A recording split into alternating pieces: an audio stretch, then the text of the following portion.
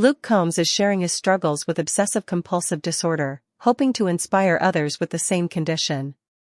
I do really well with it for the most part.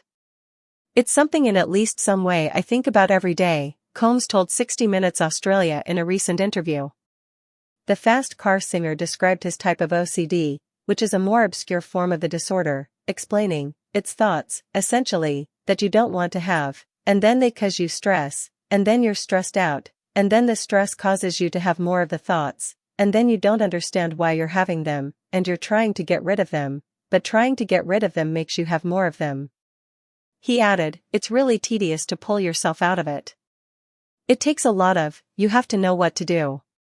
I'm lucky to be an expert to know how to get out of it now." According to the National Institute of Mental Health, obsessive-compulsive disorder, or OCD, is a disorder where people have uncontrollable and recurring thoughts or repetitive behaviors, or both. Obsessions are repeated thoughts, urges, or mental images that are intrusive, unwanted, and make most people anxious, Nim explains. For Combs, the variant I have is particularly wicked because there's no outward manifestation of it. Combs explained that the physical actions, or compulsions, typically associated with OCD, like repeated flicking of light switches or other repetitive behaviors, are all happening internally. So for someone like myself, you don't even know it's going on. But the 35-year-old has worked to manage his symptoms as they flare up.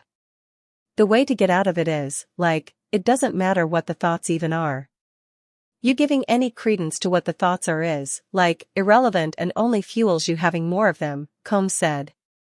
He continued, "It's learning to just go, it doesn't even matter what the thoughts are. I just have to accept that they're happening and then just go, whatever, dude. It's happening. It's whatever.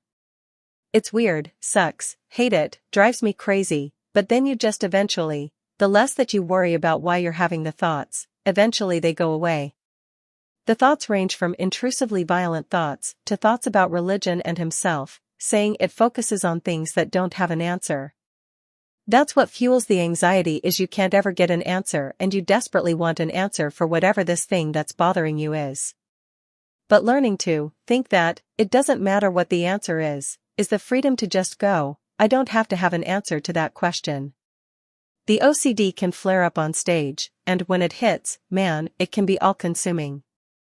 Combs admitted that a really bad flare-up can last 45 seconds of every minute for weeks.